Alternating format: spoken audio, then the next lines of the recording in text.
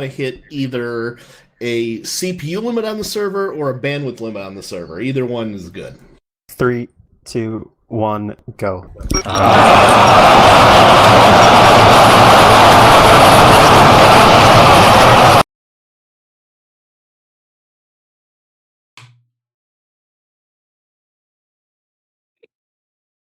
Hey, here we are, and I'm not even muted. That's amazing. Hey, special shout out to Seriously. That was an awesome tribute to Non and everybody who did it. We'll try to find the link to all the Goon Fuck Cancer stuff later too for everybody. And thank you to McLeod for downloading that video for me right before the show. So hey, it is. Oh, what day is it? What day is it? It is Saturday. In actual fact, it is Saturday the 17th of August, 2024. It is a Saturday. Wow. I mean, Saturday. I know. Who would have thought it, right? Like it's not like we ever we do things on Saturdays or anything, right? Not at all. And when you said Saturday, Chicago, Saturday in the park. That's good too. That's good too. For old people like me, it's a great too. But, yeah, it's not Friday, so when we don't sing we don't sing that Friday song. Well, this Friday was going. I almost sent you guys a picture, but I didn't.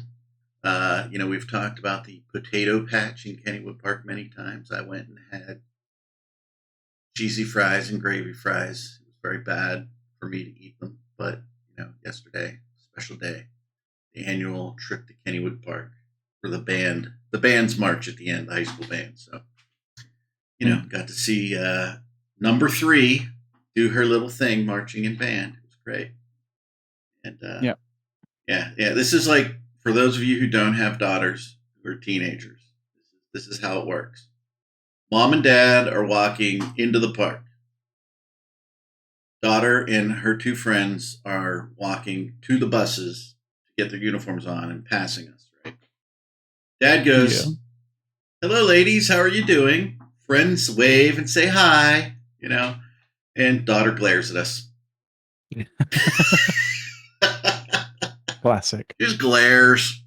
Like, what are you doing here? Do you have to embarrass me? Are you doing this deliberately? They were literally 5 feet away from us. So it wasn't like we were screaming across the park or something like that, right? It was, yeah, stop embarrassing me. That's right, Arlog. Yeah, I mean, it just is. So the last kid in marching band. So we'll see. I don't think she's going to make it all 4 years. I think she'll end up, she's a cheerleader, so she'll end up being a cheerleader. When you're a freshman, you can't be on the varsity cheerleader squad. Wow. You will probably not be doing the band. Yeah, fair enough. But I'm going to shout out to our, they had a little preview of the halftime show, and all the football players were there, and the cheerleaders and everybody, they all did their little thing. The football players did very mature. I was very, very impressed with them, because a lot of people like football players are a bunch of dumb jocks and all that shit. But no, the seniors talked about how cool it is when they run out and the band's playing for them, fight song and all that stuff, and cheering for them. They love it. So just shout out to them. Not that anybody here knows who those people are, but it was kind of cool. I like to see that. Well, I've got a shout out that I should have shouted out last Saturday, but I'm going to shout out today because I can see he's in the chat as well. And that's Stavlaw, because I noticed, and I kind of I fucking cursed myself after the show not shouting you out. By the way, Stavlaw, because you spent so many bits throughout last week's show. Firing off innominate celebrations throughout the show, and thank you very much for that, mate. That was great. Yeah, and I did see awesome. a few of them, at the start of today as well. So very much appreciative. Yep. Yes. Yeah. Sorry, I needed to correct that. Yeah, Starscream. I was not a football player, but. Yeah, it's a cross-country track guy. But our football team when I was in high school, they're a bunch of cool guys. So yeah, we were all friends. I was in the band. Nice. I was in the band. I'm a band guy. So was half the rest of the guys and girls cross country. In fact, we had, are you ready for this? In high school, we had like 16 of the football players in the band. They just didn't march during marching season, right? But yeah. So we were small school. Everybody did everything. Yeah. Not the same school as giant school. And nobody does everything. And half the kids don't even know half the other kids. Crazy. Yeah. Well, figure you go from a school you're looking happy there, Sothrasil, by the way. Oh yeah, Soth. Yeah, you're Look at the brow. You're Look right. at his brow. Holy shit. So he's either in concentration mode because he's killing things in Tarkov, or I think he he's looks in concentration mode doing some other rando thing, possibly for the Alliance tournament or whatever. I think he looks constipated. No, all of those are wrong. I'm playing Baldur's shit. Gate. Oh, fucking Baldur's Gate. Jesus Christ, alright. How are you concentrating that much on Baldur's Gate? Like, it's kind of... It's not super difficult, is it? It's not difficult. I'm just, concentrating. Come on, leave me be. I'm doing two things at once, right? I'm listening to stories of Erik in his high school, and at the same time, I'm trying not to die in honor mode. Okay. Wow. Okay. Wow. Scary thing is when I talk about high school, it's over 30 years ago. Holy shit. By the way, 4 minutes, 57 seconds to our first commercial ad break, just in case anybody was wondering. I still haven't got the notification up. Just popped up for me. So if you I think would it's like different to be, if you're actually in moderator, like in mod view. I Ah. think it's like slightly different or whatever. This something up. There is definitely something up. well, But anyway, true to Erik form, I don't even know if I'm in mod view. I don't have a freaking clue. I'm just, I just start shit. Shit happens. well, if you have like an auto mod queue and mod actions like as things, then you're probably in mod view. But either way, yeah. Dirk, you're here. Hey man, how are you? Oh yeah, Dirk's here. I forgot to say Dirk's here. And it was amazing. For those who were on the stream early, I commented in the stream chat. It's like, holy shit, Dirk's here on time. Holy. Yeah. That never happens. We still don't know where Dawn is.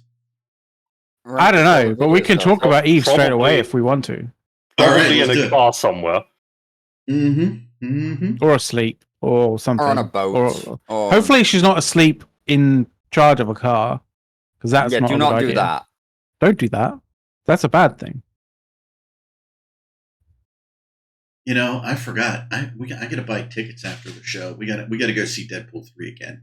It was fucking awesome. Sorry. It's absolutely hilarious, isn't it? No fucking spoilers. For all the people out there who haven't seen it. Okay, The only thing I'm going to say for all the people who haven't seen it, and by the way, this doesn't technically give everything away.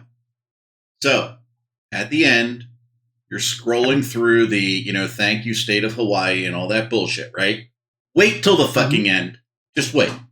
It's got an end credit scene. It's got an end credits scene. It's got an end credit scene, and then it's got an end credit scene. Oh, okay. Yeah.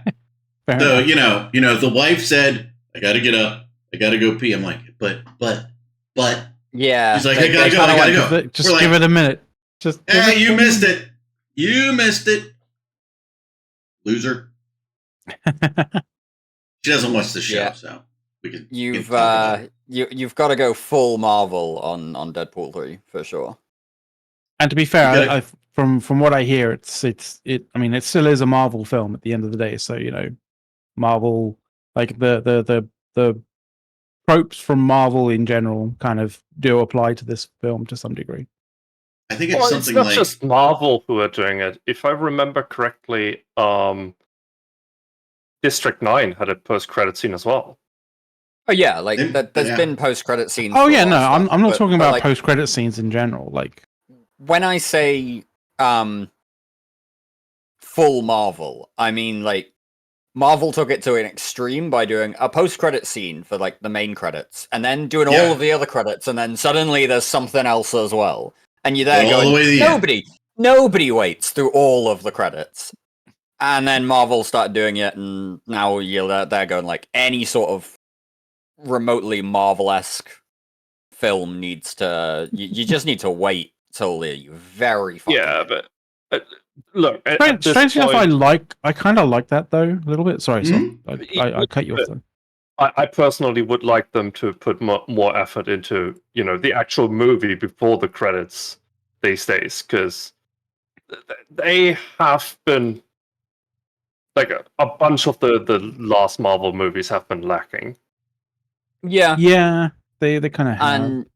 and they've also gone the way of like either being silly and doing like a part 1, part 2, or just being stupid long as well.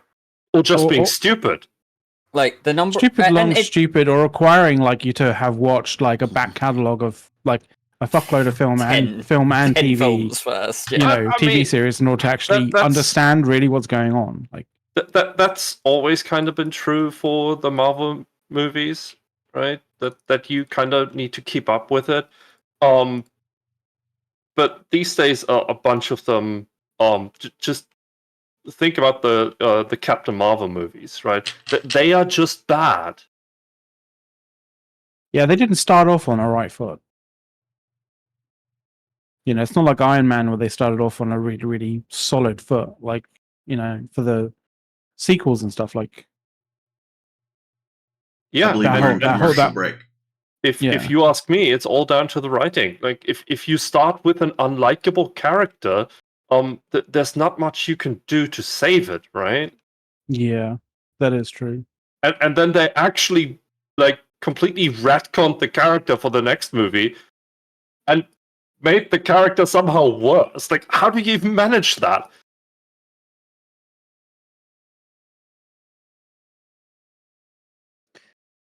"30 seconds left on our No. commercial break." Oh, fucking goddamn it. I don't know. I kind of, yeah, when you discount gender, because for whatever reason people seem to think that gender seems to be an issue, when it's not an issue, it's the creation of the character and what have you. Like when you look at like when you take gender out the equation, you look at the development of the character, right, from Mhm. the beginning of the film to the end of the film, and you look at Iron Man and you look at what was it, the film again? So went straight out of my head. Captain Marvel? Captain Marvel, yeah. Like, See, it was so There- bad, there's Matt this- even forgot the there's so film much existed. yeah, I mean, my brain is actively trying to remove it from short-term memory right now.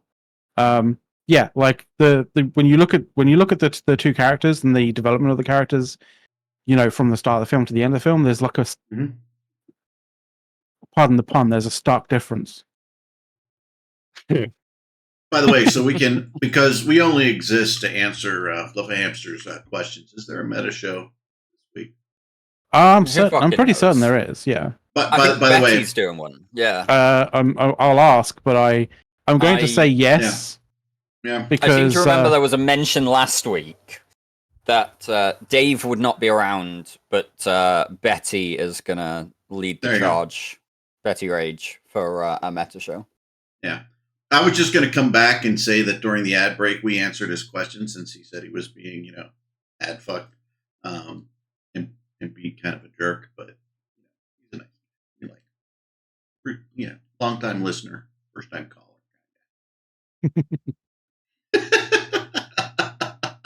Yeah, we just have to be very careful not to encourage his space drug addiction.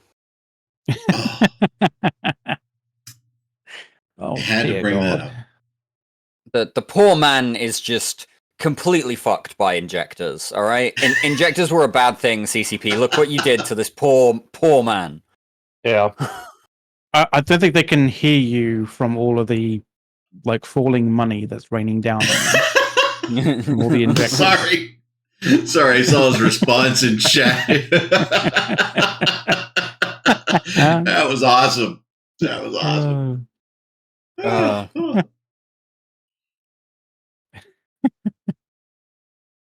Yeah.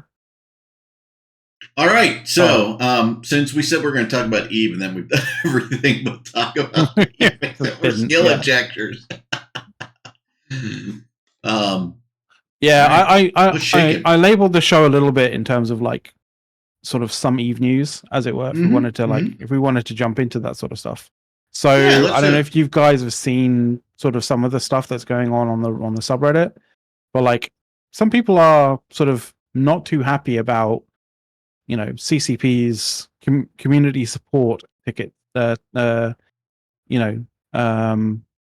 system and such at this point in time, which is sort of bad because I've seen games that have literally fallen into the abyss because of really terrible support, and it's not good when you have people with legitimate concerns and complaints and getting completely stonewalled by CCP.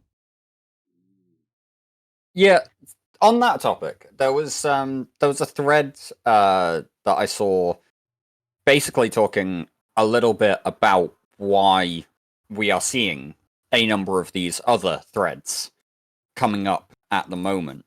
CCP apparently have, by the looks of things, over the last month or so, done one of their main big bits of big botting ban waves. And as such, may have caught a number of people in the crossfire. And because these people may have been banned by Team Security for, well, being in the crossfire, for what they think is botting GMs sort of have been closing these tickets simply because they've been tagged as somebody who's breaking the rules. The other thing is, like, when it comes to which sort is of a bit botting behavior, sketchy. What I've seen, I found the thread. It was a thread by somebody who has potentially quite a lot of experience with some of this. In that, it was a thread by the one, the only Angry Mustache. Ooh. Oh yeah, there's a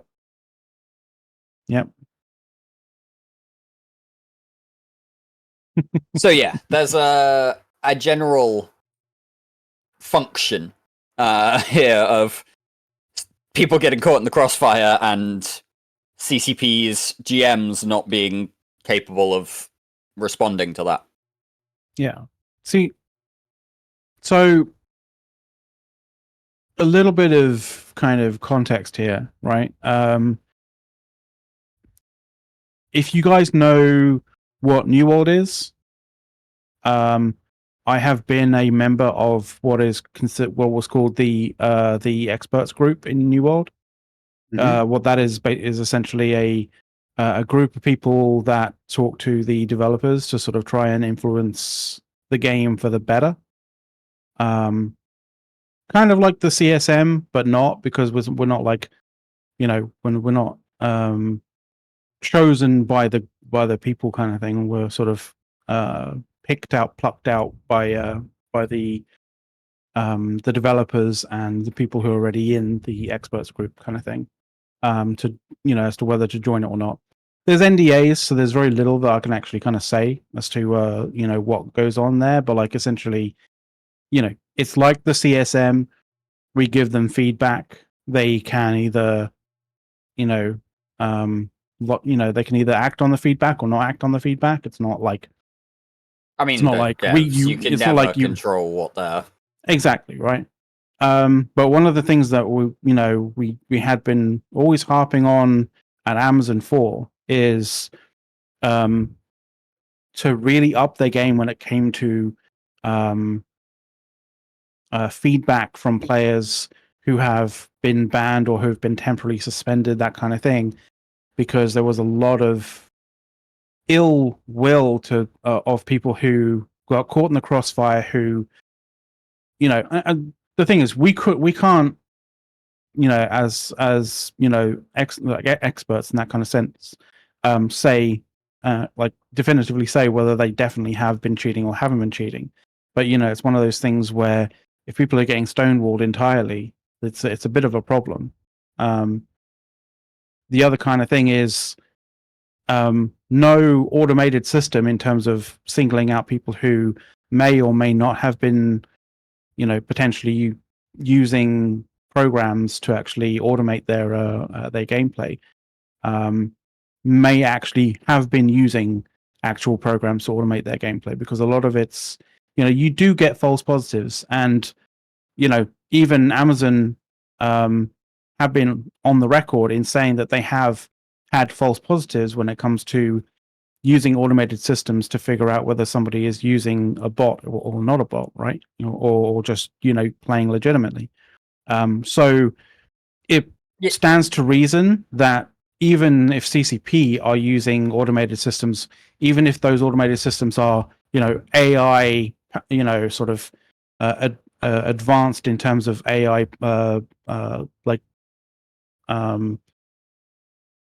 sort of pattern recognition and all that stuff, right? You're still going to get false positives, and actually replying to people who have legitimate concerns and feel like they have, you know, are definitely one of those people who are the false positives, you know, does help you know, your general credibility. like your credibility, your general sort of look as to being a decent company who supports their you know, their player base.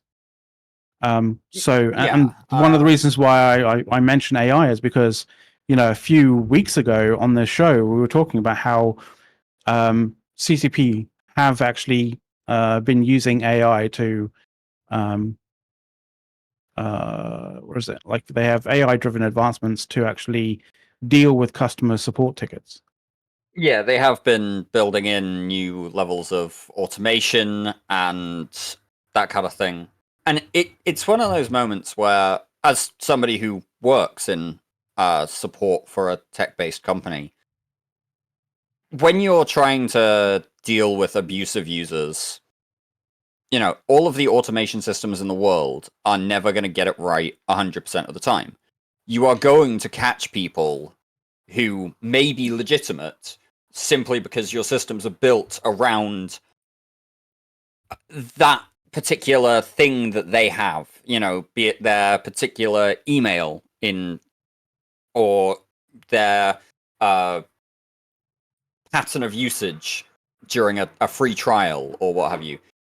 These are all indicators. They aren't something that you should absolutely be going, anybody and everybody who does that one thing or has that particular type of email address is absolutely a malicious user, an abusive user, somebody who should not be on your services, right? You have to, especially when, I mean, most of the abusive users are never going to bother putting in a support ticket about it, right? That should be your first hint that somebody is potentially not somebody who you should have caught. And if they are, right, and some people will try and slip past you, but probably 90 to 95% of the time, if somebody opens a support ticket about the fact that you have restricted their access, chances are they have at least a measure of a story that's worth investigating and responding to. Yeah. And they at least have a degree of perceived value in their account, when most people who are, you know, very adamant in using bots, regardless of whether they get banned or not, will just shift to the next account and next, you know, email to create an account and that kind of thing, you know, without care in the world in terms of trying to actually get it unbanned in any way, shape, or form. They will literally just move on to the next one, and this account being banned is just par of the course for their gameplay or for whatever gameplay style that they've decided to go on, right? Whether that is legitimate or illegitimate, right? So, and obviously this in this kind of aspect, it's very much illegitimate. But yeah, if somebody's actually filling out a support ticket about the fact that they had their account banned, like, chances are they're probably a false positive, but it's good to investigate it. No. Like, if you actually get banned and you were using illegitimate shit, then of course you're trying to get yourself unbanned. I mean, there's a chance that they do, right? Yeah, of course there's a chance that they do. There's also a chance that they're a false positive as well. Yes. But what I'm saying and what I'm saying and what Dirk's saying is, most likely people who are have been abusing like these sort of programs for illegitimate means won't care about the fact that their account got banned. They'll just move on to the next account that isn't banned. And right, there are going to be some people who will try their luck, and they will put in a ticket to see if you unban them, even though they're being dumb. What they're doing is dumb, right? But they are going to be few and far between compared to the actual legitimate players, users, who got caught up in a wave that wasn't necessarily targeted in that sense. It was working on I don't think measured so. behavior. That really depends on how many false positives you got, right? And oh yeah, I would sure damn hope so that the number is not that big, right? Yeah, I would hope so too. Otherwise, CCP really need to look at their automated systems and make sure that they aren't banning people left and right, even though they haven't done anything wrong, right? And the issue is the only people who can really truly say whether somebody has been abusing something or been botting or using hacked software or that kind of thing, ultimately is probably CCP, but they need to actually do the investigation properly. When people post legitimate grievances. So yeah. But yeah, there's been a spate of people who are clearly quite irate about the fact that they've been banned and they feel like they haven't done anything wrong at all. It seems, I don't know, it doesn't look good, and especially doesn't look good considering that a few weeks ago we were literally talking about how CCP have been using AI to automatically reply to people's tickets, right? And I don't know, in my mind, CCP doesn't have enough stuff to teach an AI to actually reply successfully to support tickets,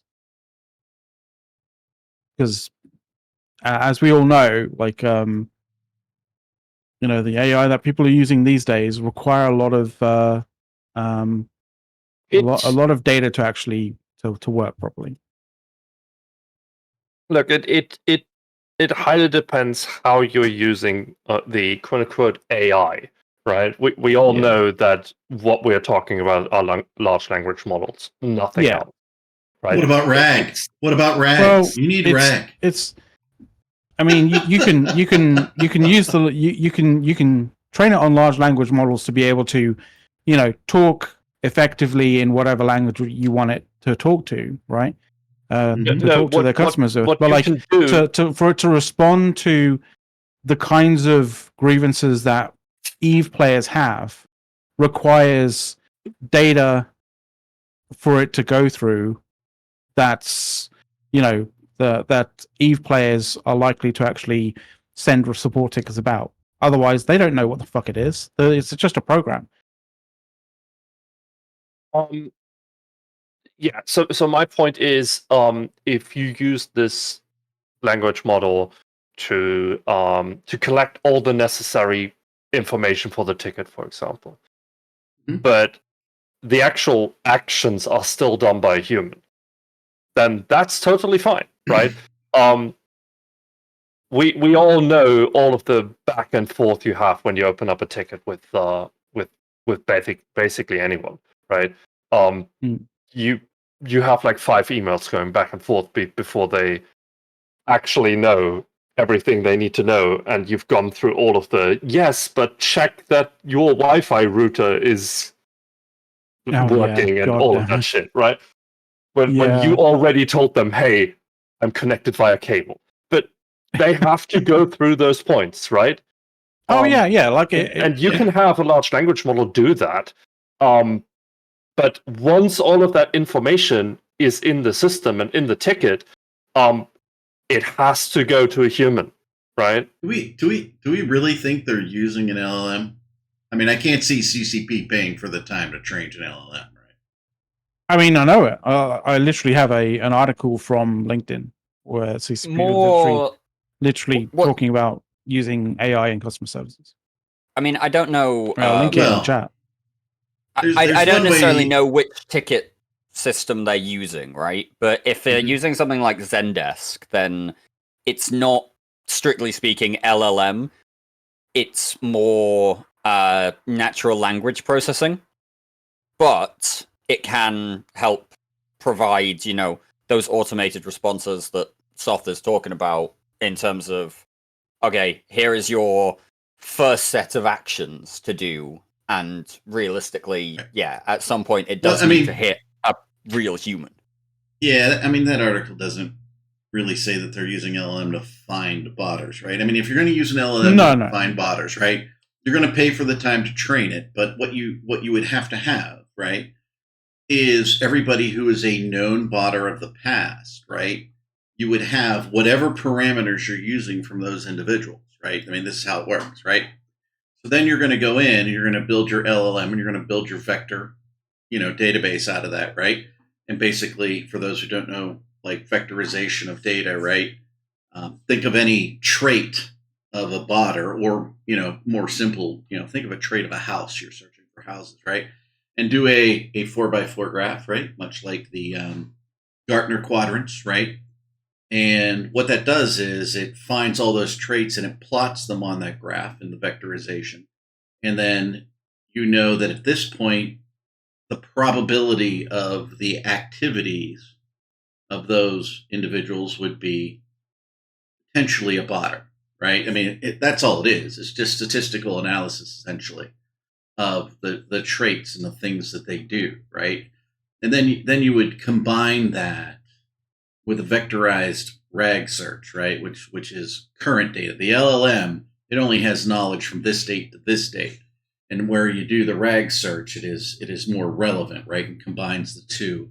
I don't see at all that this is likely what CCP is doing. I mean, this requires a pretty high degree of sophistication in searching with an AI. I think they're probably doing something else, which is it's also questionable if it's cheaper than actually having humans. So I'm reading through this article, and there's a mention of the key highlights in terms of the implementation of AI translation tools. And also the introduction. The introduction of generative AI features for ticket summarization and response generation. So basically, yes, what they're doing is they're using things like the tools built directly into Zendesk as a system for ticket management. That, I can pull up a work ticket and have, if it's in a different language, I can have Zendesk do the translation instead of copy pasting it into Google, right? It's nice, but it's not it's not AI. It's a translation function. Yeah. Well, I mean, And like the ticket everything- summarization is also nice, but that's just natural language processing. It's not AI in that sense. Yes, but you have to put AI on everything these days for to look like you're doing the current shit, right? It's just the latest buzzword that every company is slapping on everything. Yeah, I mean, I just gave a basic summary of how it really works, right? I mean, you're taking your historical data and you're vectorizing it. Then it's calculating how close those dots are. It's not a gimmick, Fluffy Hamster. AI really is a real thing, but it still comes down to it's a computer. It doesn't think, right? At least at this time, right? And it's really the statistical probability that something is what you ask it to find, right? And it's a much more sophisticated way to do that statistical analysis. That's really what it is. And and like I said, an LLM is from this date to this date. It's learned everything it can learn about the things that it was told to learn about, right? And by the way, an LLM is only as good as the people who decided how to build the LLM, right? Yeah, as well as the data that's trained it. Lately, they are training it on AI-generated data, and it's just getting worse. It's like the way I kind of see that is kind of like how if you take a JPEG and then copy and paste and resave it as a JPEG and then resave it as a JPEG and resave it as a JPEG, like you start to like degrade. The thing just starts to degrade, right? And I can see that basically happening to some degree with the AI, like the AI training data. If it's basically being a feedback loop, right? Yeah, exactly. Right. And by the way, we all know that CCP uses SQL Server, which doesn't have a vector option, right? So, unless they're using, some other technology to get the vectorization, they're not there. And I don't think they're using generative AI to find these people. I think they're still doing it the old way. And by the way, it doesn't matter what you do; it's all prone to mistakes, right? Go and chat GPT; it doesn't always give you the right answer. Right? Yeah, and more often than not, it gives you the exact wrong answer. This is kind of like one of the things as well when it came to how CCP are using AI when it comes to when it comes to support. This particular Reddit post came up, and it came up like we talked about this. We mentioned this like I think 3, maybe 4 weeks ago, or something like that. There's it was the Archon skin that colors were wrong when the guy came to actually print it out, right? Do you remember that by any chance? What? No. Yes. So he put in a support ticket in order to actually get that fixed, and essentially the support replies that he got from it at one point just completely ignored what he had actually said, and just said that he should probably suggest bring the suggestion to the Eve development team on the Evo forums, and that it recommends that should consider highlighting your concerns to the CSM. And it was kind of a bit weird how it just completely ignored his previous reply back, almost as if it was not actually a human being, and it was just an AI LLM just going through the motion, right? And so that's the concern, is that people are basically being fobbed off by AI, like AI replies, and it's starting to actually really piss people off.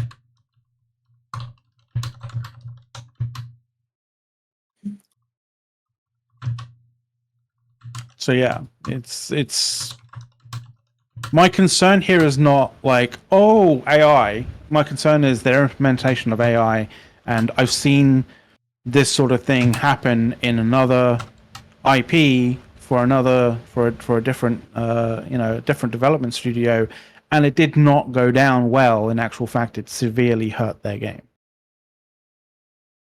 Is the point that I'm trying to put across here.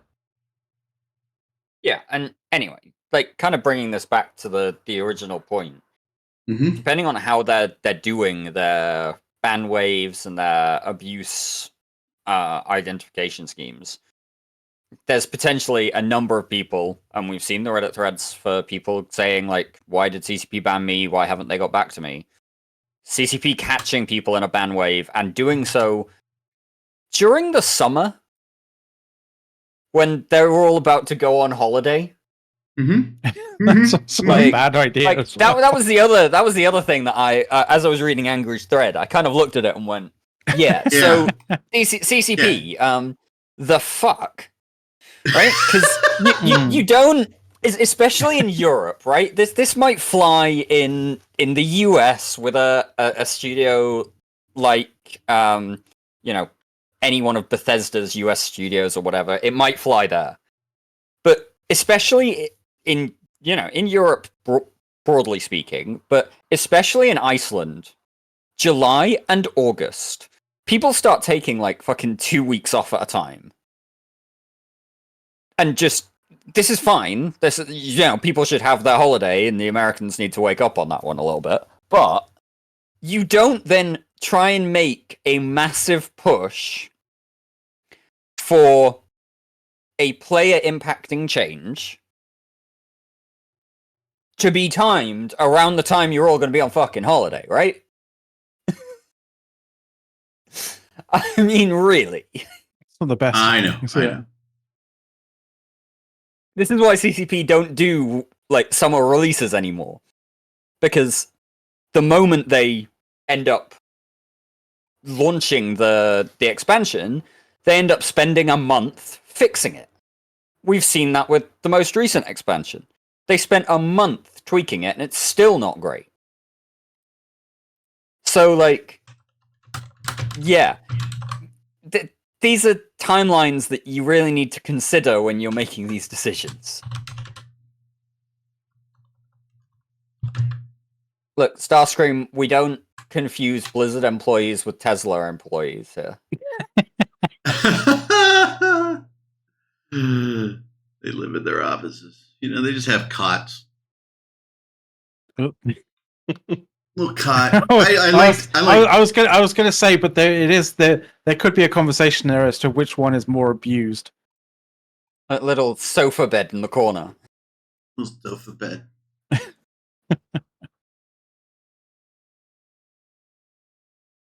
I think my wife and I need a new bed. Ours is 30 years old. It's time.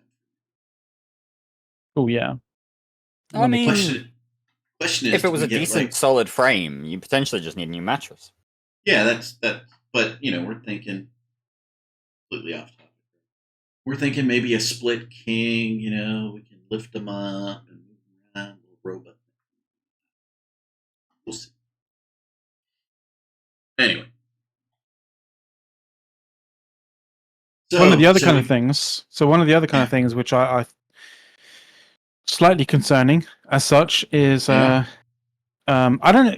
Do you guys know about this? Do you know about Estimate? CCP Estimate? CCP Estimate, who has departed the company. Yes. Oh yeah.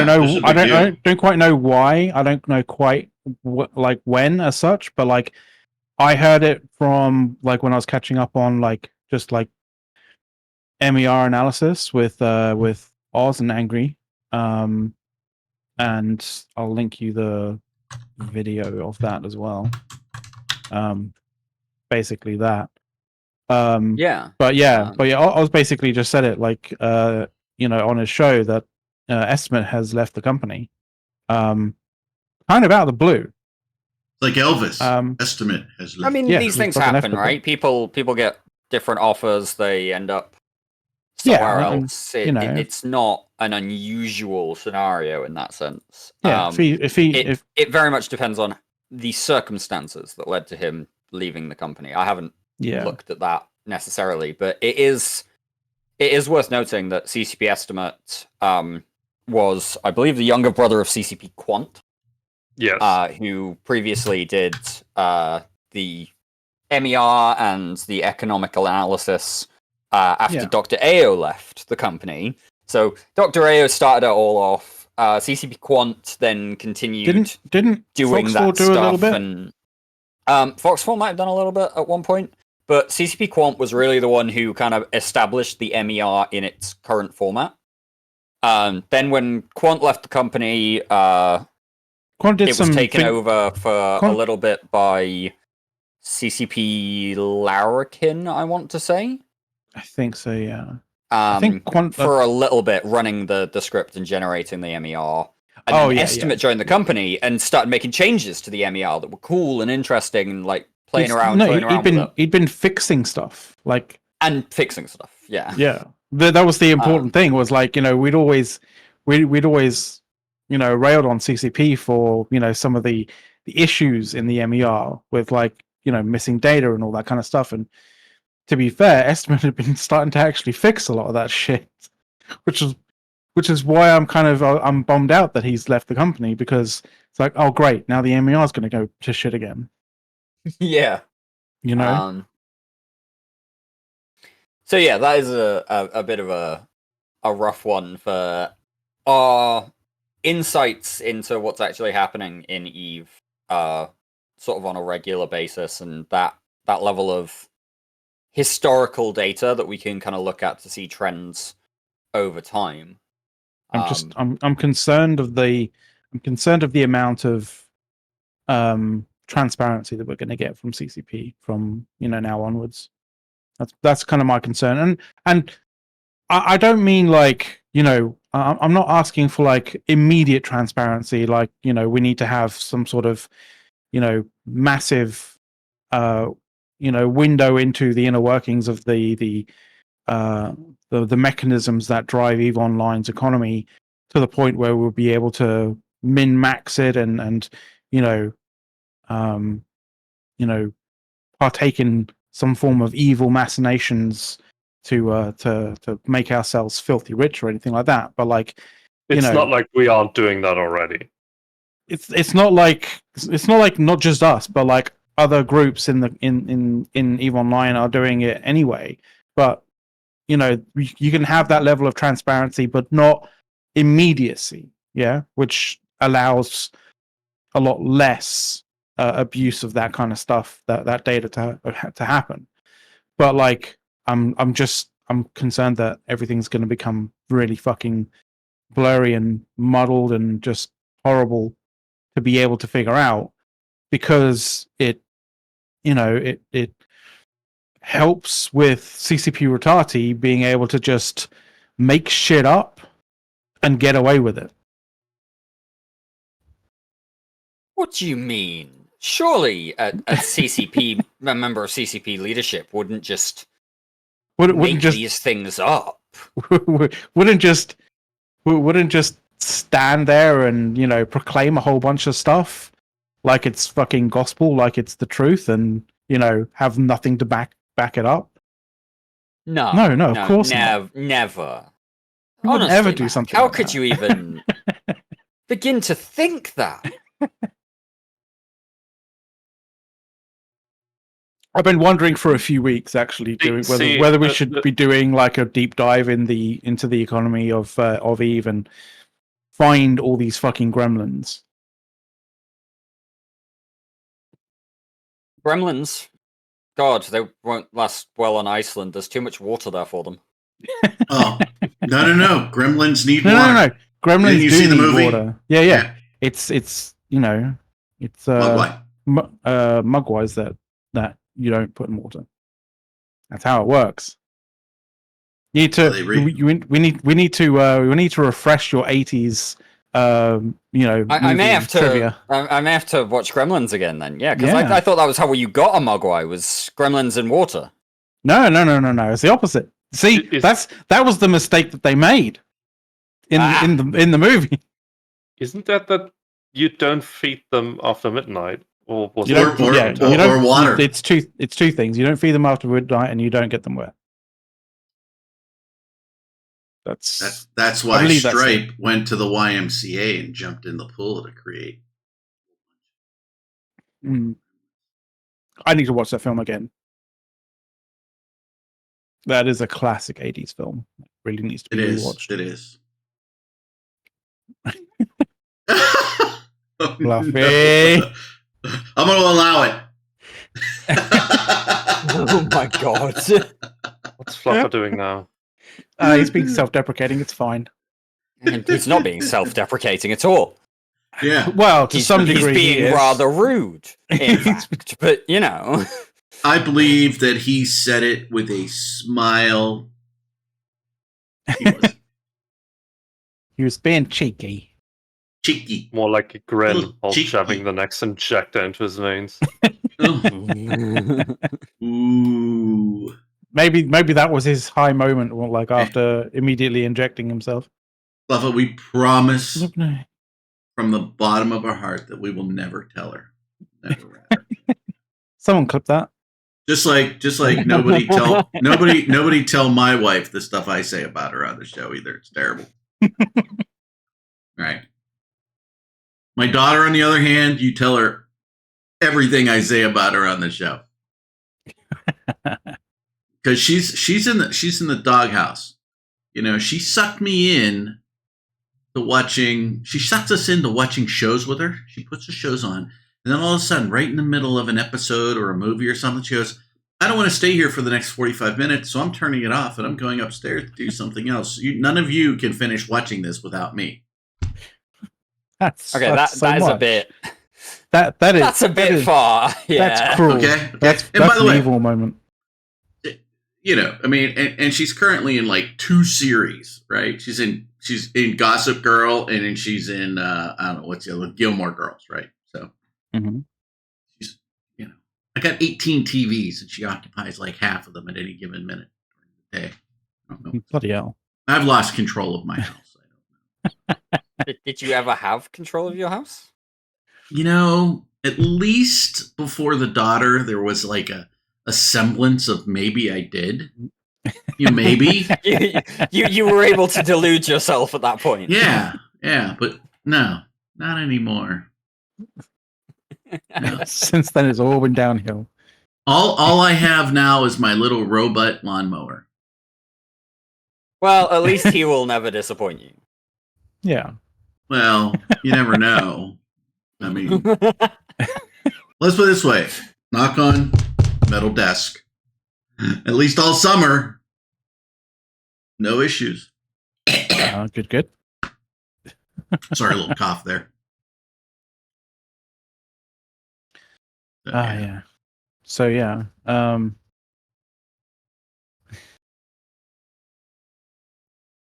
No, the robot lawnmower is not AI. No, there's no AI built into them. At least this one yet. It's just good old-fashioned GPS. It is. RTK GPS. Very nice. Although I've done more maintenance on it than my old riding mower, you know. Ever, because, as for the ads, we have no control over when the ads come. I think it's like after the first hour, which kind of suggests that we might be we are in fact an hour in. We are. We've had at least 2 or 3 ad breaks so far. I mean, I wonder if, you know, Twitch is struggling financially. Well, Twitch is Amazon. Well, Twitch is part of Amazon. That doesn't necessarily mean that its financials are quite so hooked in, as you well know. I'll tell you what, something that kind of caught my eye this week that I was somewhat unprepared for.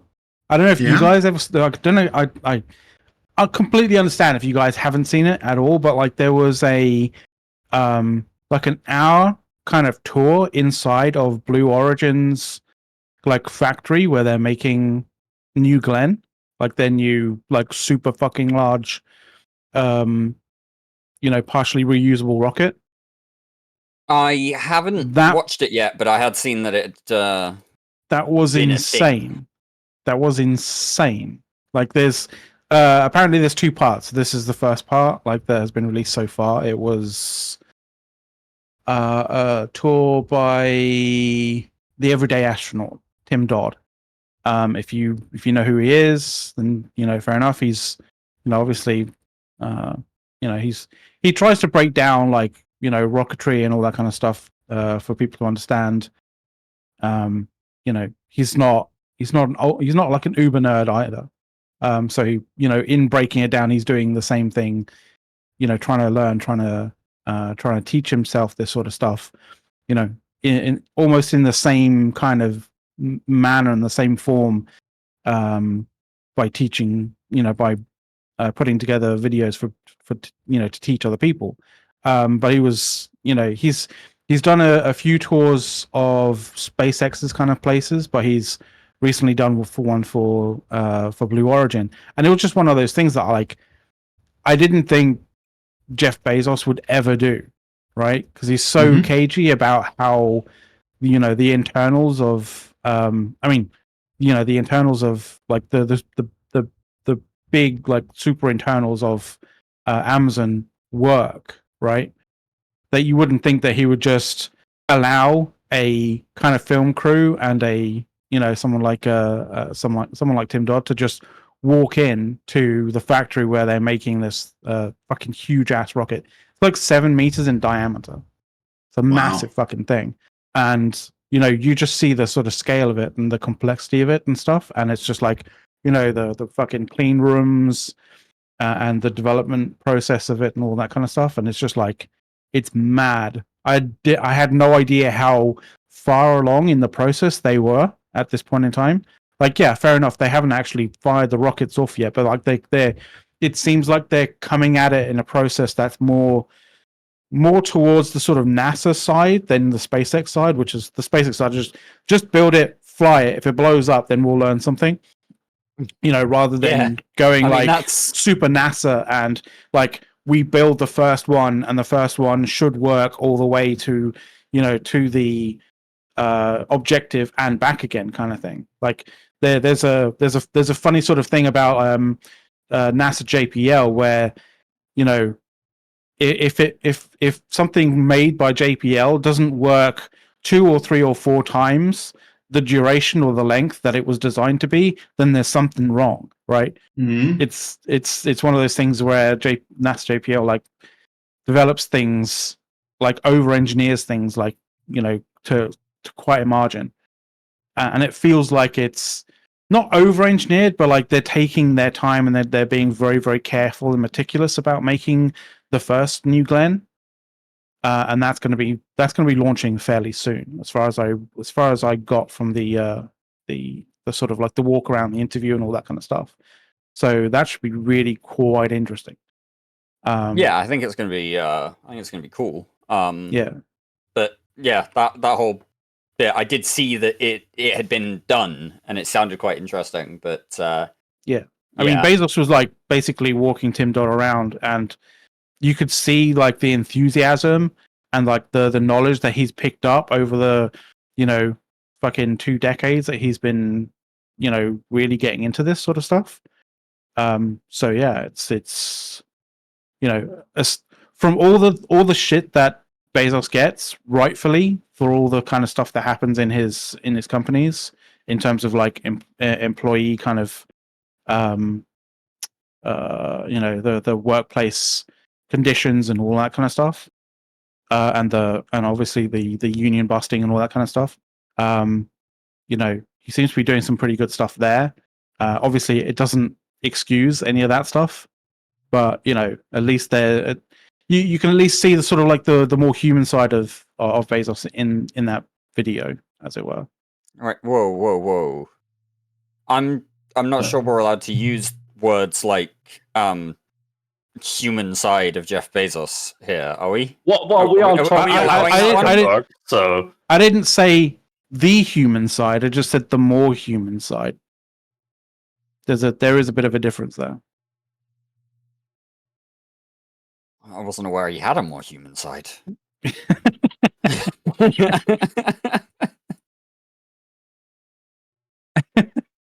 Yeah, that's fair. That is fair. That is fair.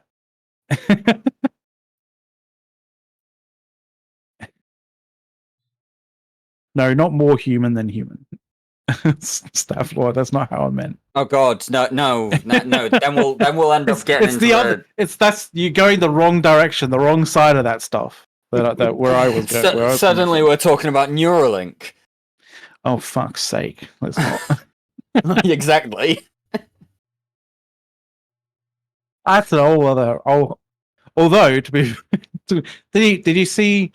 There was an article out about some Neuralink thing, and the guy who had it said that he feels that if he could play RTSs with the Neuralink that he's got working at the moment, that it would be considered he would be considered to be hacking or cheating in some way. Well, possibly. Well, you did see that the first one who got it in, it basically stopped working after a week, right? I didn't see that one, no. Yeah, all of the basically most of the leads. I know that there was detached, and I know that it's they had just stopped working.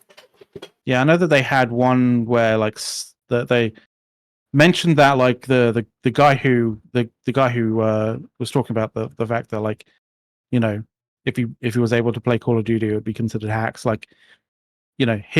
Some of the leads that he had in there did stop working, but it was definitely a minority of the amount of things that were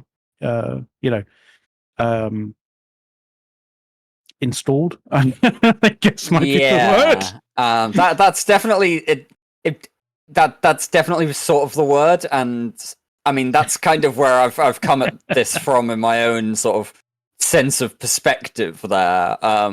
In that, if you're gonna start putting anything in my brain, it'd better be pretty much sure thing, right? Yeah, yeah. Not like, oh well, that's. It's one of those things that you don't want to be like, oh, I have to go on to the life again. Why? Because there's a new model. They've updated it. Within the last 6 months.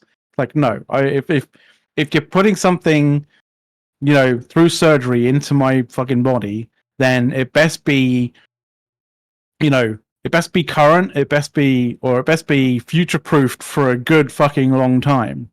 I mean, it's not even as if we're talking about. Do you know what I mean? It's not even as if we're talking a knee replacement or a hip replacement or something either, right? Yeah. We're talking about actual brain surgery. Yeah. Exactly. To put a chip in your brain. Although to be fair, if I'm letting anybody near my brain, it better be a sure thing. although to be fair, this isn't like a casual oh, wouldn't it be fun if I had these to control a computer? It is people who literally don't have the ability to use a computer. Well, that's what they are supposed to do in the end, but the first one was just someone who thought it would be fun, right? Well, I don't think it was. I think it was a volunteer, yeah, for sure. But I don't think. Yeah, he wasn't actually impeded in any way physically. Yeah. As far as I know, it's not like I have been following this very closely. Yeah, every so often, the articles come across your desk or across your screen, kind of thing, and you're like, yeah, okay, that's interesting. That's weird. And then you read it and you're like, fucking Jesus Christ. Yes, I remember that they were doing that now. Oh yeah, that's one of the other projects that he's got running. Fucking hell.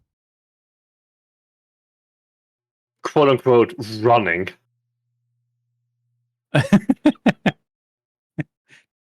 It's one of the projects that you hope he isn't self-destructing. Yeah. not for anybody's sake except for the people who had that stuff installed. Like, you know. Yeah. That's one where, you know, you'd feel know, pretty bad if whether you had to liquidate the company when you got like exactly. this beta chip installed, didn't you? Exactly. You know, like people without literal skin in the game, like, wouldn't give two shits whether it actually lived or died. But people who actually have that stuff installed, I think they probably would. They would very much like to see the continue and, you know, actually develop into something that's actually groundbreaking and, you know, actually helps them significantly. But yeah. As to that slowly developing into something akin to Altered Carbon, dear God. I mean, if you've seen the first series of Altered Carbon all the way through, yeah, you kind of don't want that, because that is a dystopian of dystopian futures. I mean, The second series books. is fucking terrible, by the way. Or go with the books. Go read the books. Seriously. Yeah. The first season was alright. Maybe even good. I haven't seen the second season, but the books are definitely better. Well, Then we that's tend to generally be. the way, isn't it? Yeah. Not necessarily always, but often. Like, I would say, for example, oh god, what's it called again? I'm not getting into an argument about June. Just it's not happening today. I've just stated that now. Like, no, I'm talking about that sci-fi show.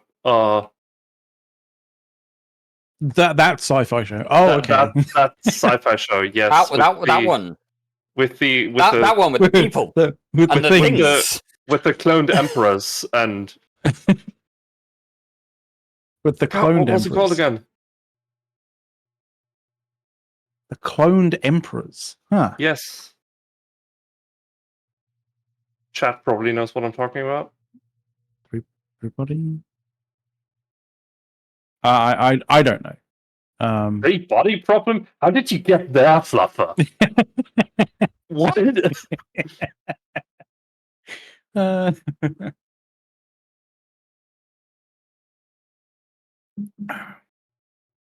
Foundation. Yes. Thank you. Oh, okay. Foundation. Because I just said like, and it was an apple. Like, and I was, oh yeah. Okay. Yeah, I actually tried to read Foundation, and I got like halfway through the entire series, right?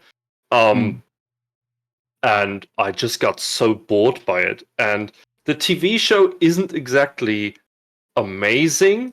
It has its issues, but I think it's better than the books. I know some people will get mad about that, but that's my opinion. We're talking about fiction and series that aren't really that good. That, you know, series 2 of the Rings of Power is coming along in like 2 weeks' time. Oh god. Oh god. Oh yeah. It's like the Rings of Power is one of those where if you wouldn't know the actual material it's based on, you would be fooled into thinking that it's actually not that bad, right? I mean, not that bad, but then again, that whole good, right? I don't know whether you could call it good. Not that bad. It would be alright. Like, it had its moments. It's just that it pales in comparison to the. I just hope Luminor gets fucking wiped out. I mean, spoilers. Or Numenor. Well, they spoiled it. They spoiled it a fair amount. What was going to happen? Yeah, exactly. But like, you know, they were kind of spoiling it half, or like, you know, part way through the first series anyway. But you know, I mean, that's the only fucking time when the sea is actually fucking right. in my opinion. That phrase, I hate that phrase. Fucking C is always right. Jesus Christ. Anyway. Do we want a tangent into any other film and TV stuff? I don't know. I'm not sure if it's tangents at this point. It's an integral it's a part full- of the show. It's a full branch of the show. Should we develop it into its own actual part of the show? Segment. Like, I don't know. But I'll tell you, we can get back to some Eve stuff if you want. Yeah. Wolf's good. What have you got? So CCP are at it again. Very pointedly ignore Fluffer's latest comments. Yeah. So I don't know if you realise this, Dirk, but CCP are at it again. At what Whoa. again? They're up to their old Need tricks. to be a bit more specific. They're up to their old tricks again, is what I mean. Again, you're gonna have to be a bit specific. They're selling fucking fitted barges again. They're what? Oh dear. CCP. Yep.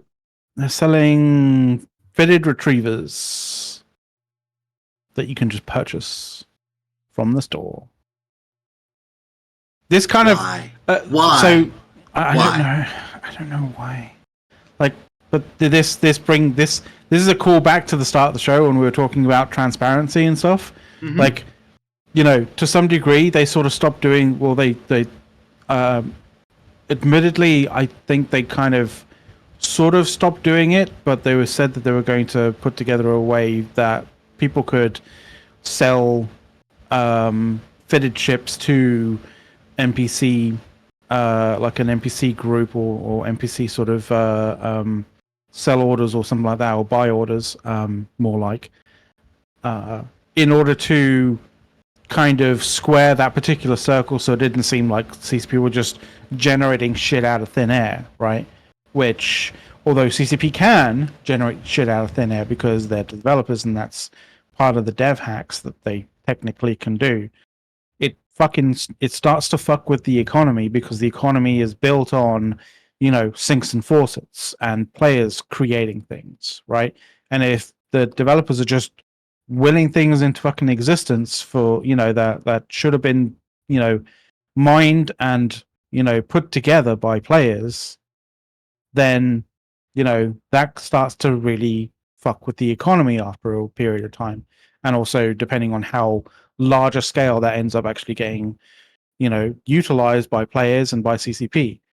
And so that, to bringing it like back around to the start, that's where I have an issue with in terms of transparency, because I think like level-headed people would be fine with CCP selling fitted retrievers and stuff like that in packs for people to buy as an addition to the pack, you know, to some degree, if we knew that those ships were on a one-to-one basis brought into the game in the same manner that they were kind of deleted in the game from the game when people sold X ship and fittings, Well, this you know, to the NPC group.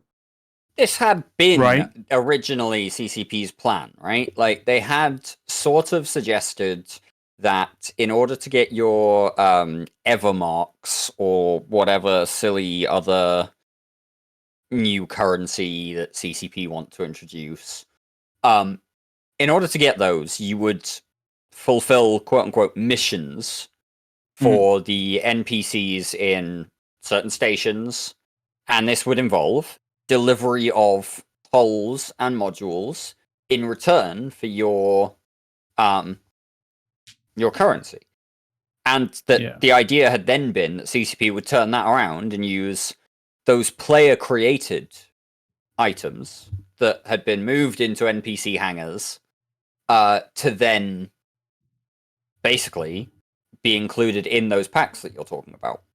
Yeah. However, Uh-huh. it's one of those things where economically, do we really think there is enough supply for people to be doing that in order for CCP to then continue on selling at a rate of as many packs as they can put through their payment system? And Mhm.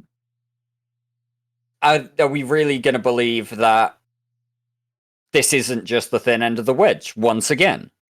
Exactly, the slippery slope, right? Which is We've seen them and do that's it what I'm time and talking time about. again. And that's what I'm talking about in terms of transparency. Because if we had some transparency to see that there was at least, at least sort of supply demand there, and a degree of stock that players have put in, fair enough. And I think that it would be possible if the rewards for selling fitted barges or created barges and the the fits for it to the NPC group were significant enough that it would actually be like a viable alternative to just putting it on the market, right? Or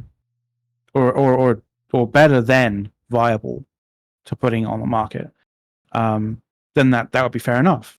That I would have absolutely no fucking issue with that if the returns were decent, so people were incentivized in doing that.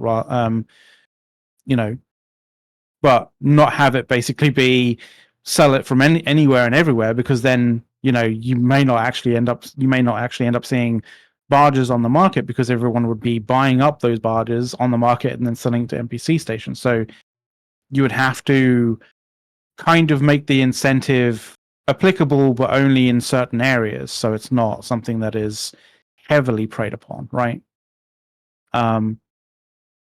But I'd like to see that transparency rather than just CCP obscure the fuck out of it to the point where you don't even know, and then just sell stuff on the basis that we believe, or that the players have a tendency to believe that, oh yeah, I'm sure it's just from a stock, when in actual fact, no, there's no stock. People, CCP is just generating it into the game out of fucking thin air.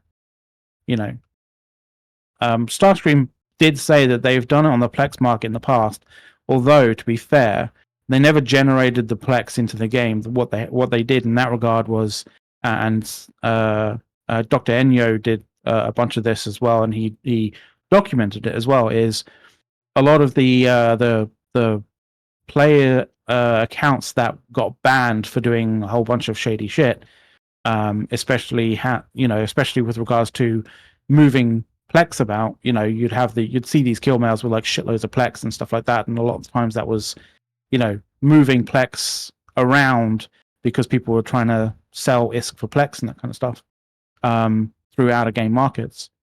A lot of those accounts that had Plex on it were basically had Plex just basically disappear from the game because those accounts were banned. The Plex that were on those accounts were basically put into a CCP account, and Dr. Enyo would essentially leech Plex into the market every so often in order to stabilize the market, and that's how he minimized the amount of inflation that was going on, at least in the Plex CCP market. Anyway. have a history of that, but they never actually generated Plex out of nowhere for no reason. Yeah, no. All the Plex in the game typically comes from basically players buying it. CCP will occasionally create some Plex and write that amount of Plex kind of off on their costs books, but they account for it as a real money asset, basically. Yeah. The difference here is that this would be the use or the generation of in-game assets to then fuel their real money books and the inclusion on the packages that you would buy with these fitted ships. Yeah. And then those assets being introduced into the game by CCP without them having a basis in the industry and the sandbox itself directly. Yeah. Which is a really sort of sketchy moment.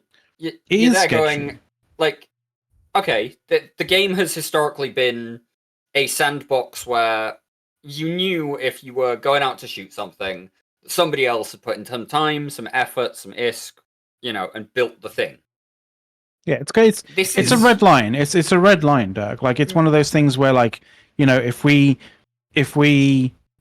start to say, oh no, but this is okay, then it becomes not just a retriever, it becomes a Hulk. And then it becomes not just a Hulk, but it also becomes a porpoise. And then it becomes from a porpoise into like a Rorqual, right? And then from a Rorqual, it also ends up becoming, something else, something larger or something, and then it breaks away from just being industry into being like, rifters. And then from rifters to, omens, and then from omens and to the whatever. escalation pathway of it is less of the thing here, right? It's the very principle of the function. It's the principle that a lot of us play and I engage with Eve on the basis of, is that it is a market that we fuel, that we get out what we put in to a certain extent. It's supposed to be something that is, foundationally a function of the players, not of the company. Because at the end of the day, if you flip that on its head and you kind of make it such that, oh yeah, we're just gonna throw extra sand in the sandbox for no reason other than our own pocketbook. And I get that they're a company and they need to make money, and I don't begrudge them that at all. But there are some principles that you start your game with that really are foundational and structural in nature. And breaking those principles, those very foundational principles, rather than the ones that you stack the rest of the game on top of, is one of those moments where you will end up leading to a failure cascade of your own product. Yeah. Right? If you take the heart out of it, the heart that it was designed with, out of the way you treat the game, then what the hell's the rest of it all for? The rest of it's just window dressing at that point. Yeah. But the other aspect of it is also a case of, you start to erode some aspects of, large scale warfare between large groups, right?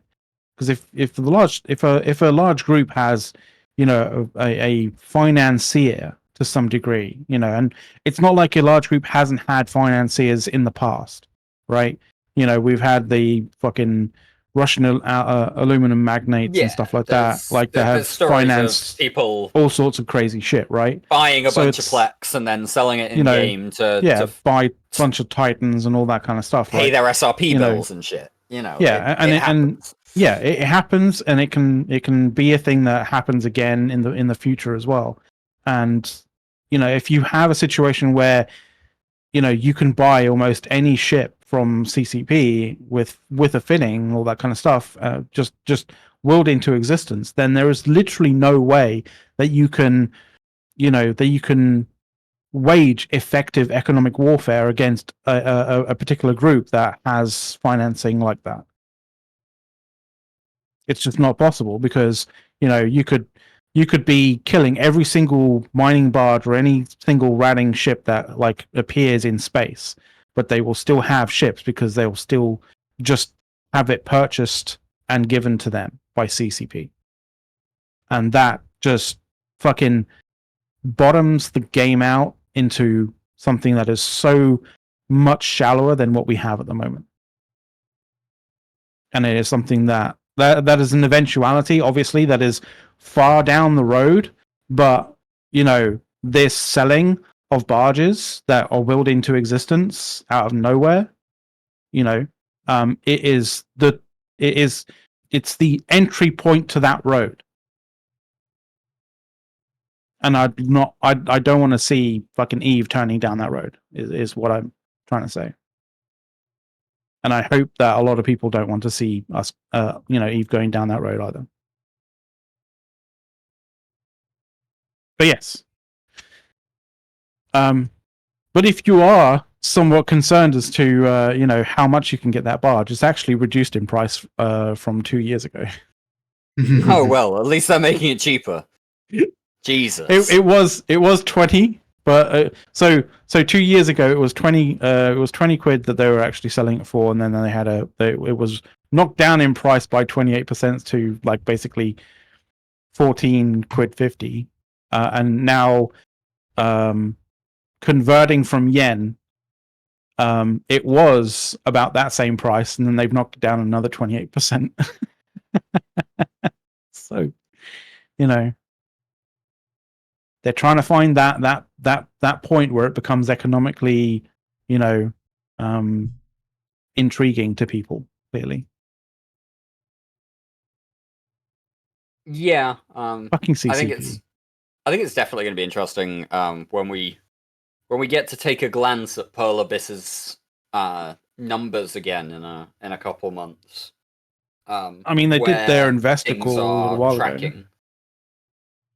Well, we're kind of between investor calls in that they did their Q2 back in July, and I don't remember if we did a show or if I may have missed it. I know that this year seems to have, we didn't touch it. I seem to have been missing every third or fourth show. But you had stuff on. You were abducted by a comedian at one point. Like, things happen. I have been very busy this year indeed. There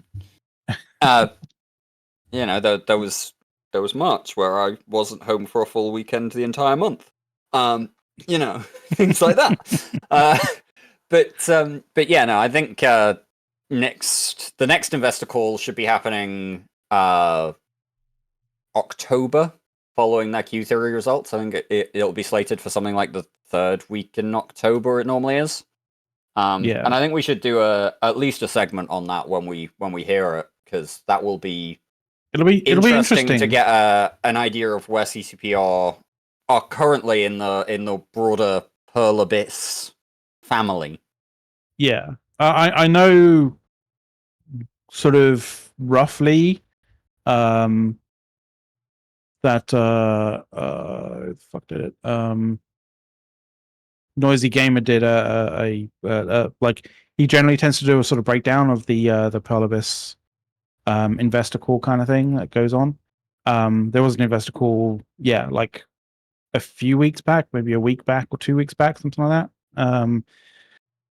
But essentially, CCP was up in terms of revenue, but that was down to the fact that they had the recent Equinox expansion, right? So people were obviously in generalities, like, people were enthused and interested as to what that would bring, and obviously people had Omega'd up and that kind of stuff to experience it and see what was going on, right? So obviously CCP's figures were up on that in that kind of investor call, right? But it would be interesting, as you say, to sort of see the next investor call or the next sort of like finances to come from Pearl Abyss, to see whether that's like stayed steady or whether that dropped back down to like what it was previously, right? See whether it was just hype, essentially. Yeah. And speaking of, CCP sales, there is in fact one on Plex right now, which seems to be coming around a little bit less often, right? They seem to be doing a lot of game time sales and a lot of like pack sales, but raw Plex doesn't seem to be coming on sale too often recently. So yeah, there's that, and they'll throw in some skins with that if you decide to jump on any of the bigger packs. So I don't know. Not that I'm necessarily encouraging people to spend money for the sake of spending money, but if you've been thinking about investing in some game time or something, or looking for a little bit more of a nest egg, could be a good time to take a look at that, and potentially make it a little bit less necessary for CCP to start selling fitted ships. You know what? My You know God. what? You fuck's sake. You know what? If you are interested in getting some, like, just buying Plex for money, apparently, or for whatever fucking reason, This is like going to be a Cripes moment. This might be a Cripes moment, but like apparently the what is it? The Partners program. Partners now you can put in a code and partners will get a kickback on the sale of anything in the store. Yeah. Now in some way, shape, or form. I have not been told as to what our partner program code is. So I don't know our partner program code. I can't give you like a partner program code for us to get kickback or for INN to get a kickback. You know, somebody could tell me. You know, maybe somebody could send an announcement or a notification over, you know, over the over Discord to tell us about this sort of stuff. Would be nice and handy, you know, that kind of thing. Mac, but in the process, during it can that, be even funnier. Yeah. Look, I am getting paid through the partners program for the Anger Game stuff, right? Well, but paid, yeah, I mean, right? to some degree, yeah. But I'm not a partner. Well, this is how that's they fair write it enough. off on their books. All I'm going to say The at this point in community time, just kind of go, "Oh yeah, this guy's a partner. This is fine." You know, we'll throw some stuff at his way for this through the partner program because we can then write it off on the community team's budgets. Probably. All of this was basically to say that, you know, if you are buying something or like Plex, etc., from the store, and just wait it prompts until you we in some way. If it prompts you to tell you, if it prompts you, or like there's a little box to say enter a partner code, just put Zepando, ZHPANDO in there because I know that Pando has one, and that's the only code that I know at the moment. So, you know, that's the only one that I can give you. When INN make one, then I'll give you that one. But until then, use ZEHPANDO. Yeah, I don't know what ours is, or if we've got one set up yet, or what. I have no idea. I hope that we end up making one because it's we kind of yeah, but, it's yeah, you know, that bit where you're potentially leaving money on the table. Do we really want to be doing that? But at the same time, you know, we don't do this for the money anyway, so it's not like it. You guys are getting paid. Huge damage. I don't know. I hear there's, you know, game codes and stuff available if you fancy doing something with a game code here or there, but you would kind of have to do a stream about it. Yeah. The stream team does, you know, give game codes out for interesting games and stuff if you're streaming it on INN. Mm-hmm. You know, but that's if you're interested into that sort of stuff. So yeah, another plug. We're just plugging away. Plug. Yep. Yeah. The only other thing is actually about Pearl Abyss. Well, actually, I was gonna do a quick thing while we're plugging stuff, and Soth has brought up the Anger Games. Oh yeah, go for it. It's worth noting that we are coming up very rapidly on the Alliance Tournament 20 feeder weekends happening over next weekend and the weekend after. Which is why I'm not going to be here next weekend. I believe means that Soth and I are not going to be here. for different reasons, though. Slightly different reasons, yes. Soth is off being a referee with his NDA and all the rest of it. Yes. And I'll just be, you know, running a team. No big deal. Soth, definitely don't teleport Dirk around during the match. I That would wonder be if really Soth is horrendous. actually even going to be allowed to referee my matches. I'm not refereeing any matches. I'm doing other things. The refereeing is done by actual GMs. Oh, you're doing the shady shit, like the totally not rigged points systems, right? no, I'm pretty sure Zealous is doing that. But yeah, so that's happening over the next couple of weekends. Should be a lot of fun. There's some really interesting matches. In fact, right around the normal halfway mark for our show, there will be next Saturday the match between Goonswarm Federation and Test Alliance. We will be going up against Test. Ooh la la. So that could be interesting to kind of watch on the stream a little bit.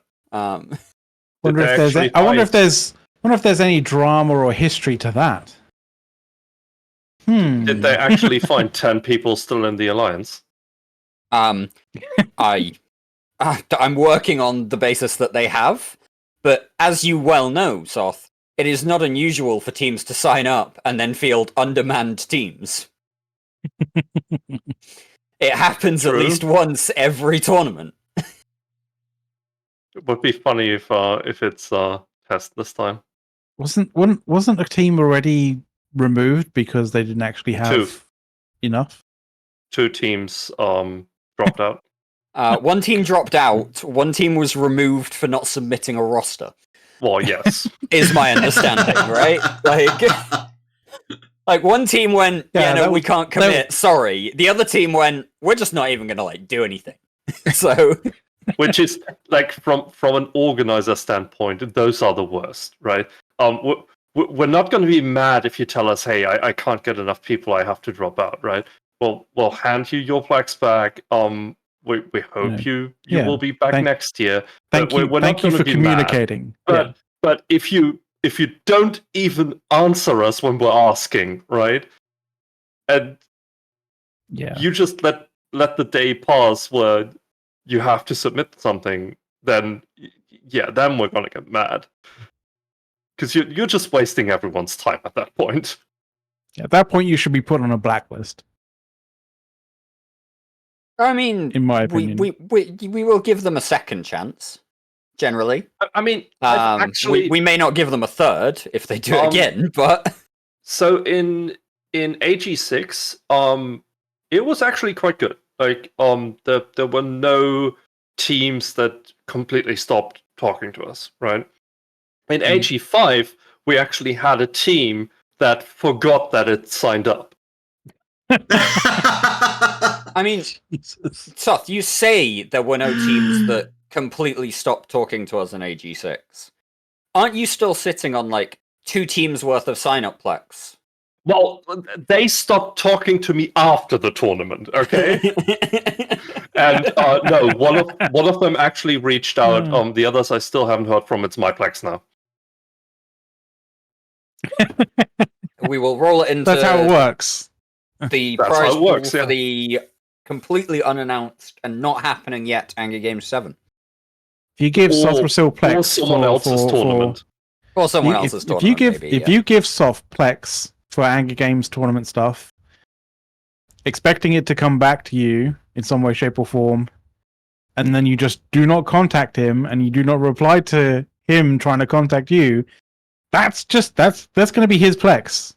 Yeah, I mean, it's how it's going to work. If you don't manage to pick up your contract within 3 months, right? Then sorry, but there's a certain level of you have now forfeited this. Yeah, this aspect of the ownership we were talking about. The ownership of that Plex has now changed. As for the question of how much it is to sign up, for the Alliance tournament this year, it was 4,000 Plex per team. For the Anger Games, we stuck to 2.5, I think. If I remember that correctly. I think so, yeah. Yeah, 2.5K. So, it's it's not a small amount, but it's not a huge amount for dedicated players to I mean, pull if together, you, especially on a team level, right? Like, Yeah. if Yeah, you need to crowdsource from your team, quite frankly, I just paid Arplex this year for the AT, but you know, whatever. Mr. 2500 fucking Moneybags isn't here. that much if you consider that you have at least 10 people on the team. Yeah, Right? Yeah, it's, exactly. So it's 250 plex per team member or even less. So it's like a billion-esque per team member, roughly. It's or even 2 for the 4K that the Alliance tournament is, right? Like and 2 if you billion look per player is not. It's not a dramatically large boundary. and if you look at how we dealt with prizes this Anger Games, barely any team actually came out without winning anything, right? Yeah. Yeah. Oh, of course. Mr. Addict over here in the corner is comparing that to the number of injectors you could get per person. I mean, I do hope that Fluffy is actually like collecting all of his free SP from the store every Of course week. he isn't. Does he even know about it? I mean, you should know about it. Everybody should know about it. Yeah, CCP giving out free SP in the NES store every Tuesday Mm-hmm. for a week. So it's something like 75,000 SP or something, I think. I don't think I claimed mine for this week. Let me take a look. Yeah. Um, I only remembered it because, like, you know, I was obviously in game yesterday for the vigil, but you know, that also gave me a reason to look into the NES store and pick those up as well as you know the login campaigns as well, which don't get spammed to you every single time that you log in these days. But you know, you do have to have a look at it on the bottom mean, left-hand thank side God. of your thing. Yeah, true. Yeah, it's like, hey, I have to log in really fast and get a sign up here. Yeah, daily login campaign and like other This is stuff, and you need to exactly click what through like 3 or 4 windows before you can actually get undocked and light that sign up. Nice. Yeah, yes, it's so good. It's good about that. yeah, we haven't talked about it much, but it's 15,000 free skill points once a week. CCP have also got the SP bundles that they do in the NES store on sale. Some of them, bits of packs. Yeah. There's lots of sales going on at the minute. You've got to have a bit of a moment about that one. I think There's never not a sale going on. Come on. See, look at us pimping CCP stuff out. just so that you don't have to sell fitted ships. Yeah. Well, I was going to say anything but fitted ships, but like actually, I'm going to caveat with that with, you know, this is not carte blanche. It's not a it's not a blank check. Just not stuff that like we as players make and sell to other players. Don't start cutting us out. Yeah, the 7-day event. We should mention as well. The 7-day event. If you had taken a look at it initially and seen that CCP had decided to make it a 7-day event, but you had to log in 7 days continuously, and there was no option to miss a day and still make your 7 days. Oh yeah, no, that really annoyed which me. was a bit rough. Like, come on, CCP. Yeah, they did that like a little bit ago as well. Have a little bit of a thought to the guys who can't do every single day for whatever reason. CCP are extending the number of available days somewhere along the line in the login rewards to make sure that people who can't log in one of these days can get all of their login event stuff. So, you know, credit where it's due. CCP heard some feedback and actually made a change that was nice for players. On the whole, positive. Yeah. Soth has leaned in very close. I'm wondering what he's considering at this point. I cannot tell you. It's got something to do with Baldur's Gate. I can tell you that right now. No, it's not. I think it definitely is. legally, I'm legally not allowed to tell you. Oh, okay. I see. So it's a good thing I don't have Wingnuts fates right now. or his shades, yeah, for sure. Otherwise, we'd be able to see exactly what you can see from the reflection. People would literally take it and be like, enhance. Like, oh, it's a gray pixel and a white pixel. Quick, let's enhance that too. And somehow the way those pixels are moving can be only this ship. Yeah. Quite frankly, the way those pixels Oh my god, and it's can Zatanna. only be a rickroll. But you know, I know what those two pixels look like. It's an Zatanna.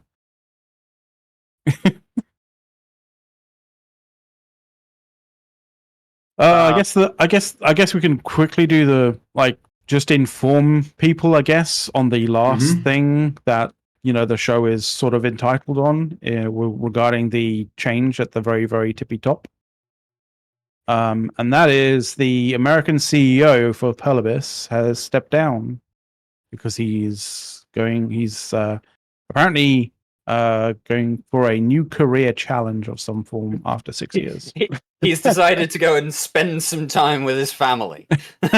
A new career challenge. Yeah, something of that form. It was suggested that he does so. It's the we've written your obituary kind of thing. Yeah. Yeah. But yeah, so here is your revolver, and here is your glass of whiskey. But essentially, yeah, there's yeah, we know what you're listening for. But yeah, he's departed, as it were. There's going to be obviously somebody else coming in from the company. yeah, not from life, just from the company. Look, soft. They don't do window dressing in America. This isn't. Oh, You're not being dismissed like people not are that dismissed. kind of window dressing. You're not being dismissed through the window like people do in Russia. Okay, so this is amicable as far as I know. He exited out of the front door, not the first floor window. Yes. With all limbs still intact. But yeah, there's going to be somebody in to replace him, obviously. And who the fuck knows what their agenda is going to be, and how that will affect EVE Online. Is this specifically their American subsidiary? Is essentially, yeah. So probably won't have a huge amount of impact across the board in terms of CCP stuff, but still interesting to note. It might do, but you never know. Yeah, depends on how many good ideas the new guy has. Yeah, exactly right. But yes, they always love to install a good idea fairy in these roles, don't they? Well, new people coming in always generally tends to have like, oh, I've got an idea on how to do this, that, and the other, and then sometimes it works, most times it doesn't. I wonder how long until the first companies are actually finding out that the AI craze is just stupid. They're already. I think they're starting to. Like, I have heard that the AI fever dream is starting to break a little bit. It's one of those bits where they kind of knew it was a buzzword when they started doing it, and now they're starting to realize that people have kind of clocked that they were using it as a buzzword and not as a real actual AI thing. I kind of feel with the amount of money that some companies have spent on AI they thought it was more than just like a buzzword. Like the stratospheric kind of increase in the valuation of Nvidia makes me think that there were a lot of companies out there who didn't think it was just a buzzword, that it was actually had some significant substance to it. The only company who seemed to have found significant substance to it seems to have been Nvidia at this point in time. But anyway, we're 3 minutes to the top of the hour, guys. We are. It's time for one Yeah. last thing. Yeah. So? Oh, am I going first again? Oh, I mean, we can go from the bottom top. No, it's To the fine. top. That gives me a good moment to plug the fact that the AT feeders are happening again, because that's happening over the next couple of weekends, and it's going to be a ton of fun. Always a good time to watch spaceships blow up. The feeders will decide who gets into the actual main tournament, and who has to actually spend a bunch of real money, real quote unquote money, on TQ, to fight for those Alliance tournament prize ships. And yeah, I will see you guys in not 3 weeks, because after the AT feeder weekend finishes, we're going to Prague. But back in 4 weeks. Fucking Jesus, really? Yep. Oh, fucking hell, yeah, we are. It's AT and then it's Prague. Christ almighty. So yeah, back in 4 weeks, I will be at least, and yeah, you should tune in next weekend and watch some spaceships blow up. And on that note, I'm going to skedaddle to my team practice. So I will see you guys later. See ya. Take care. Soth. Anything to add at the end of the day? I don't think I can add much to that. I'm looking forward to meeting some of you guys in Prague. And I will be back in 4 weeks as well. We shall. Unless we're phoning in from Prague, but I doubt that. Oh, you're phoning in. You're phoning in. We'll see what we can sort out. We may sort of be able to I don't think we can guarantee like 2 full hours, but like we'll put some time in. We'll bring a microphone and stuff it into the faces of everyone. There you go. If my GoPro is working well, I might even have some images. You never know. Ooh. We actually might have to book that internet cafe. I don't know. My GoPro has Bluetooth and Wi-Fi, so like it might be able to like connect to my phone and send over Discord. But Saturday's the dinner, so I don't know how it works out timing-wise for us, though. True, that is a good point. We'll figure it out. We'll let everybody know. Yeah, we definitely will. Programming-wise, there is Meta Show. This has been confirmed. So Meta Show in literally an hour's time. Check that out. Obviously, you goons and Imperium. You've probably got a fireside that's going to be starting in literally a minute or a couple of minutes time or so. Maybe I don't know. They might sort of give a few more minutes for people to come in and all that kind of stuff. So yeah, fireside and then Meta Show. But you got that to look forward to. And yeah. Eric, do you have anything? Just that. Let's see. Yesterday, on our way home from the little band thing at the local amusement park, we drove by a Rally Burger. Rallies and checkers, for those in the United States, are the same thing, right? But we don't have any up north, and there haven't been any in town since I was in college. Drove by, the wife said, "Hey, let's stop. We can go. We'll go get those." I love it better than McDonald's or Burger King or any of those. I don't eat fast food very often, but it was yummy.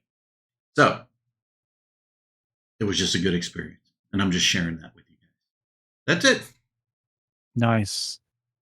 All right. All right. I think for the folks who want to stay around, I'll play the nom thing on the outro for everybody. How's that? Ginger's gonna hate us, but who's gonna hate us? Ginger Flame, but it's okay. Oh. It's all good. We'll just exit. We play in the beginning. Go watch the show again. No, we'll just do the regular outro. Or we can just link the YouTube video. Yeah, I'll link the YouTube in chat so people can go watch it. Yeah, I'll wait for you to link it in chat, and then we'll give Seriously some more views. He deserves it. Yes, that's right. That's right. Throw up their views.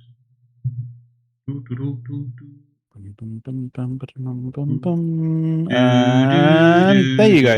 There you go. There you go. All right, everybody. We'll Yay! see you sometime in the Thank you, future. Stavro. All right. Later, folks. Take care. Yeah.